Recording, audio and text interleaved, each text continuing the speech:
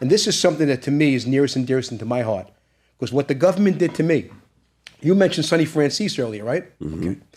They had a wiretap of Sonny Francis conspiring to kill me. Why? Because he just said on this wiretap, his driver is wired up, and the driver says, he's talking to the driver and said, I just left a meeting with this violent crew from Queens, okay?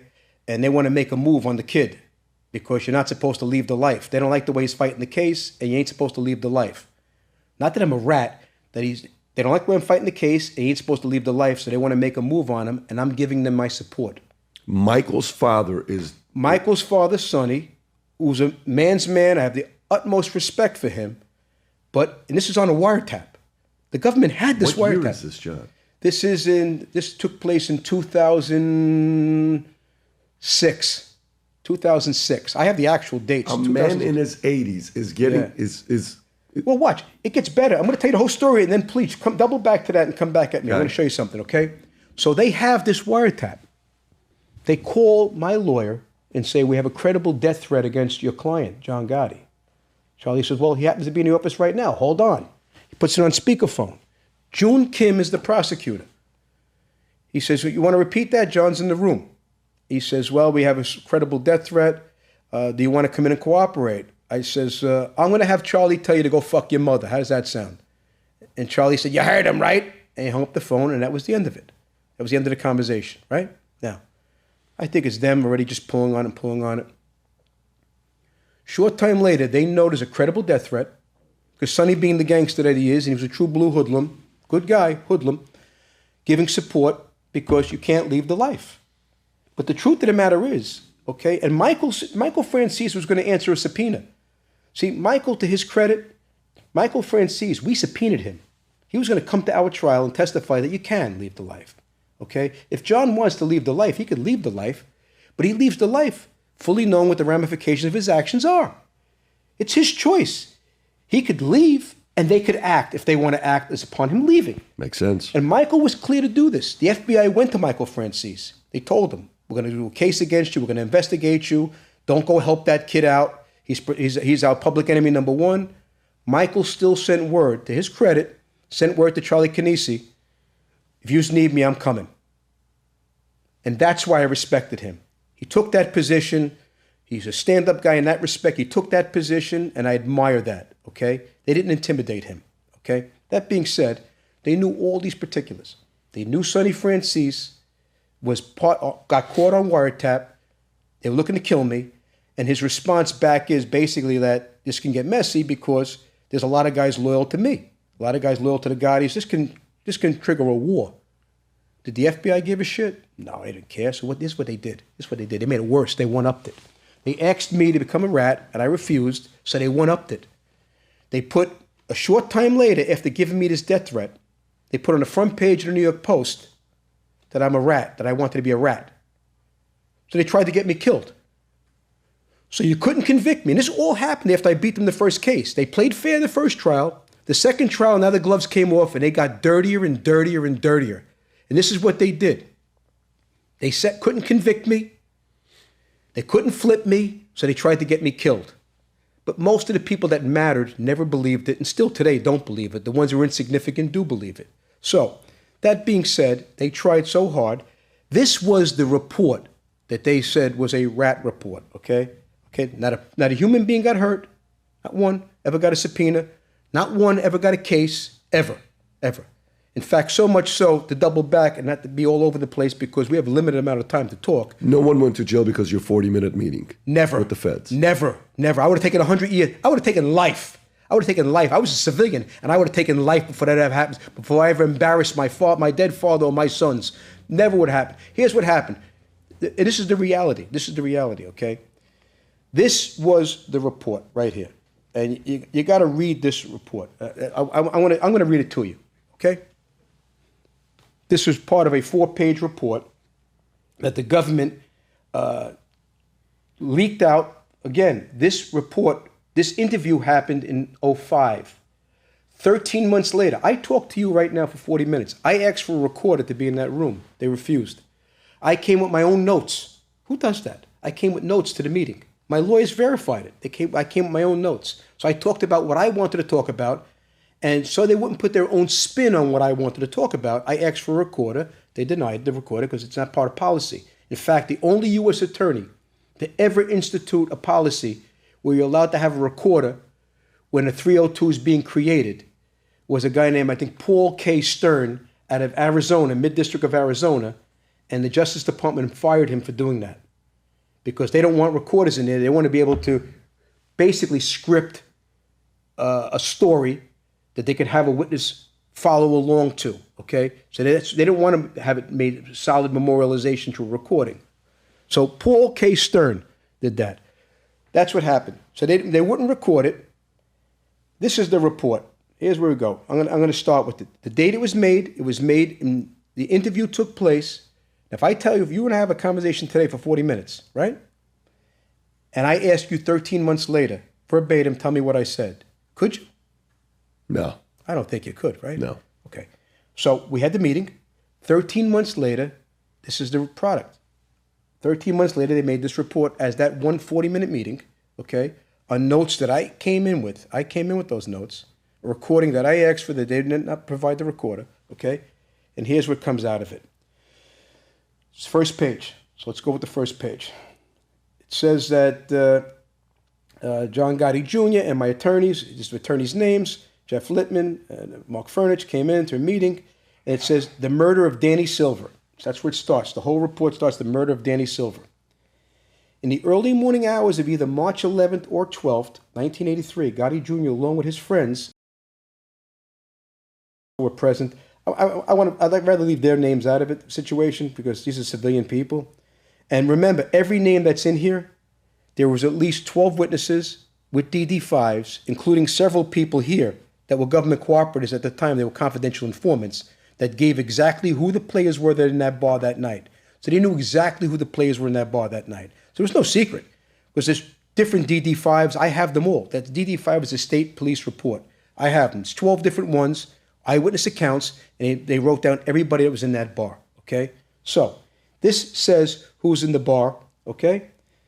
Were present at the Silver Fox Bar located on 101st Street and Liberty Avenue in Queens, New York. At some point, Tommy, last name unknown, okay, A.K. Elfie, approached Gotti Jr., who was seated. Elfie repeatedly bumped into him. Words were exchanged. One thing led to another, and Gotti Jr. ultimately hit Elfie with a broken glass bottle. Gotti Jr. then stabbed Elfie with a knife that Gotti Jr. had, okay? Now, remember, in this whole report, multiple people were stabbed. I was stabbed twice that night, okay? In my hand and my elbow, through my jacket, I was stabbed. Multiple people were stabbed. One guy died. In this whole report, I only put one knife in one person's hand. My own. Okay? Nobody else's. Okay? Nobody else's. I go on to say, okay, oh, and Elfie that I said was stabbed, the FBI grabbed him, interviewed him, took his clothes off and everything. He was never stabbed. He was never stabbed. So they knew he was never stabbed. So even my information was even accurate because it was all over the place. So they tried to piece together my notes, and they made a mess of my notes. They didn't know what the hell they were doing. What I was telling them, I was doubling back and going all over the place. They didn't even know how to formulate this the right way. Okay, they were all over the place. He was never stabbed. Okay. According to Gotti Jr., a melee ensued involving approximately 30 to 40 of the bar's patrons. Gotti Jr. recalled that among those involved in the fight and in fighting with Danny Silver were Angelo Castelli, Joe Curio. Now, here's where you're going to start having some problems now, right? Here's where the problem is. At the bar in the beginning, in the first paragraph, it says I was at the bar with a girl named Donna. She doesn't exist. I said also at the bar was a guy named John Riley. He was involved in the fight. John Riley was the investigative detective that was investigating me for different crimes and all of us for crimes. I took the investigator and put him into the melee. I put him into the fight, okay? Angelo Castelli, who was dead at the time of the fight. Joe Curio, who died 3 years before the fight. How could they be at the fight if they were dead? Joe Curio died 3 years before the fight. How could he be at the fight? How could he be there? Who's writing this? I'm dictating a story. They're shorthand writing a story. 13 months later, you memorialize a report. You have dead people involved in a fight that were Joe Curio died in 1980. He was stabbed to death in a fight someplace else. This fight took place in 83. You have the investigating detective I have him at the bar in the fight. People who don't exist were there. I mean, you see where I'm going with this? It was absurd. It was completely and totally absurd. They knew this. Later on, more memorializations on different pages, I talked about my arrest, my case. We had a case called the Oak Point Dump case. And there was a cooperator in the case. His name was John Joe Zagari, right? They put it down that I'm talking about a guy named Joe Zingari. I never met Joe Zingari in my life. I don't even know who the guy is. If I met him, I couldn't tell him from a can of paint. So it was a complete nonsense mess, saying something about an individual, that someone allowed something to happen. They changed the words that ordered something to happen. They conveniently, most of the people, the players that you see here in this report, were either government cooperators or dead. So they knew exactly what I did. They knew exactly. They knew it. And again, it starts with that foundation from the very beginning, Pat. You're meeting with people. Before you go into this meeting, I was not obligated to tell one individual. Gravano told nobody. Any rat that goes to become a rat doesn't tell anybody. They sneak in the middle of the night like the rats that they are. They crawl out of their cell. They leave a note. Marshals come and get them and bring them over. I told 9 people. My co-defendants knew. Everybody knew I was going in.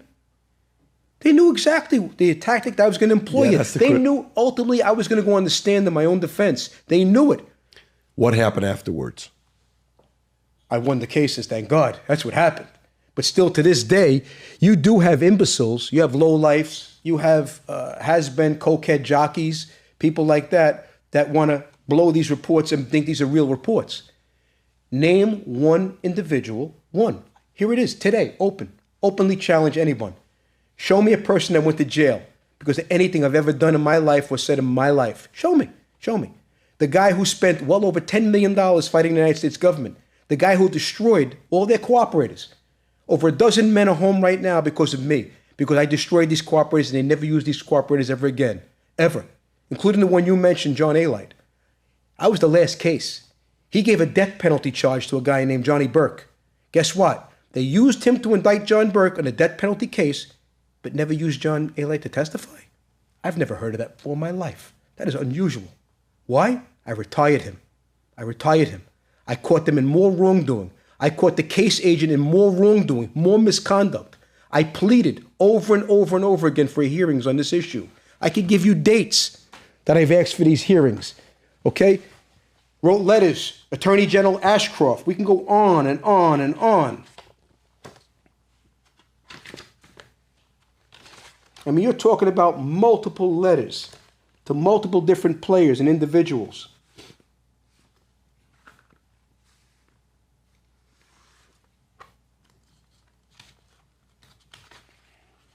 And here, they even had an article leaked to the paper that this was a scheme that I created. It called the Junior's Mob Exists scheme. Mm-hmm. They even talked about it. They fully knew. Would your father have supported you going and having a meeting with those guys? Okay. Absolutely not. Absolutely not. What would he had said? My father would have probably disowned me for helloing them. For sitting in a room with them? Absolutely not. But I was civilian. Again, I wasn't a hypocrite. How long had you left before you had that meeting? 99, the tape you and I discussed, the meeting that you and I discussed. 26 years ago. Last time I ever saw my father. Right. First time I've touched him in years. Last time I ever seen my father. February 5th. You saw him say, when I walked in the door, he walks in and says, Joseph said John wants closure. That's what do you think that meant? Right. We used it at trial. The jurors knew what it meant. I asked my father to be put on a shelf for life. I wanted to be a civilian. So because for and being a civilian entitled me to fight like a civilian. This world you guys are in, words matter, technicalities, right? Right. So for you, John, is it the fact that you went and met with the feds because you were civilian and had left alive, you didn't feel guilty for meeting with them? Is that how you process it? No, I didn't. And my plan was to go to trial. My plan was to help myself and help my co-defendants and beat the case. Okay, so it was an unorthodox tactic that I employed.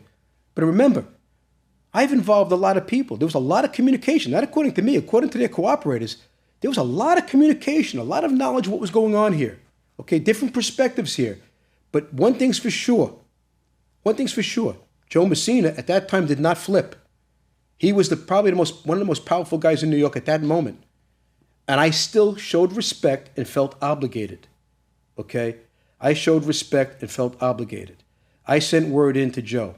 Joe flipped a short time later, but Joe knew the tactic that I was going to employ at some point in the case. He knew it.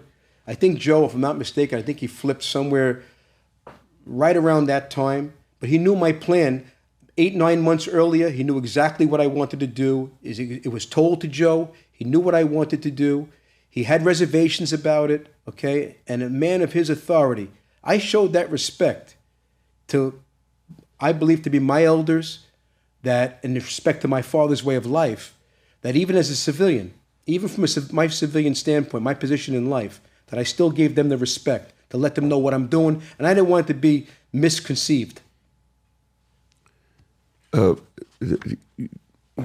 Is the outcome of this conviction that I'm listening to you, the last 30, 40 minutes, is this because it's important to you to clear your rep that maybe some are calling you? It absolutely is. It's probably one of the most important things to me. Why is that? Because when you went through what I went through, I spent easily, we showed the judge, we brought him, the fourth trial was a tax and parole violation case, okay? And I brought in and put a shoebox. When they were asking me about turning over records, and I said, Your Honor, they're going to use my records against me. Why should I turn them over? And then I brought a shoebox, a boot box actually, like this. I dumped it over on the table. It was neatly stacked checks totaling over $10 million. It would have cost me to defend myself. Does a rat spend $10 million fighting fucking multiple trials? Does a rat put his house in foreclosure? I came home to my house in foreclosure. I lost every business I had. My businesses were gone. My house that I live in right now was in foreclosure. I wrote the book, sold the rights to the movie to get that house out of foreclosure. Is that what a rat does? Show me one. Show me one rat. Show me one rat that went for the money as I went defending the government. Millions of dollars in legal defenses, subpoenaing their cooperators out of the program in hiding, hiring private investigators to do what I did. Show me one. And it's important to share something with you, because here we have, forget about the misconduct, things that had taken place with us. It was off the charts, completely off the charts. And let me show you how easy it is also to confuse and doctor up documents, especially these 302s. It's been done multiple times. And you can see how wrong they got it, right? You're sitting here, you're a civilian, correct? Very educated, I believe. Very articulate individual. I'm impressed by you. I'm impressed by what you built. So I know, appealing to someone like you, you'd be the perfect guy to analyze every single thing that I'm saying right now. You're the perfect guy. I couldn't find a better forum. I tried to do it with 60 Minutes. They didn't know how to do it. That was when I first came home from prison in 2010. But this was really like, nobody even believed any of this garbage.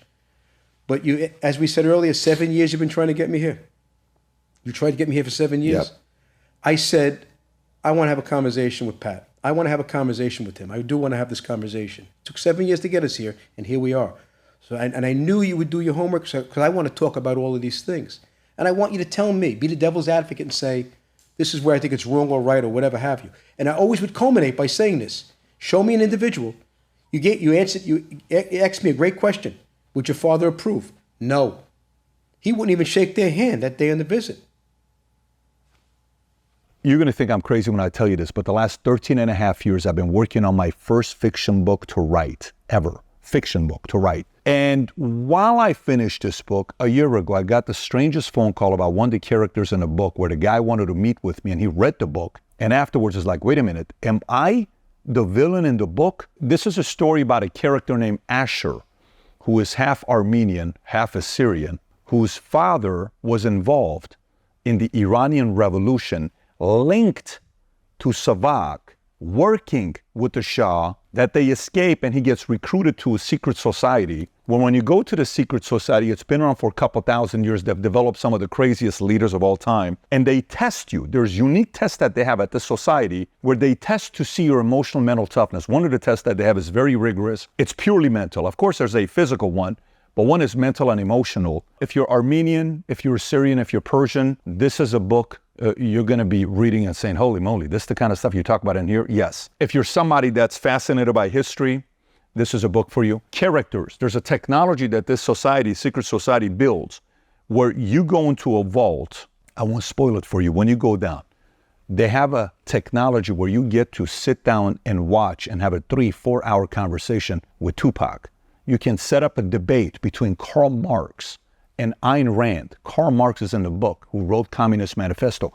Ayn Rand, who wrote Atlas Shrugged, is in the book. Marilyn Monroe explains the concept of seduction and sex in the book. When you read the book, it's about development of the next leaders in the world and how they do it and how they've been doing it for many years. And it's also about how to prevent the end of civilization and how this organization goes about doing it. So, I've never written a parenting book before, but if I ever wrote a parenting book, this is the closest thing to it because it's all mindset, a lot of crazy stories. Again, 13 and a half years. Trust me, I told myself I will not publish this book until I sell my insurance company and I'm fully disconnected from it, where it's no longer my responsibility 100%. When you read this, if you're a creative person, if you like fiction books, if you enjoyed Atlas Shrugged, or if you enjoy Divergent, if you like books like that, I think you're gonna enjoy reading this book. It's the creative side. Business books is very easy. Here's how you do it. Here's how this how it works. This is very creative. If you haven't placed the order yet, now you can order it on Simon & Schuster, Amazon. I'm gonna put the link up below somewhere here, maybe even in my profile. Go order the book and read it. I've never written a book where I can't wait to read your reviews to see what you think about this book. So I'm going on this wild journey and we have some plans with this book here. If you support the things that I work on, I would appreciate you going and reading the book, order the book on Amazon, and then post a review. If you enjoyed this video, you want to watch more videos like this, click here. And if you want to watch the entire podcast, click here.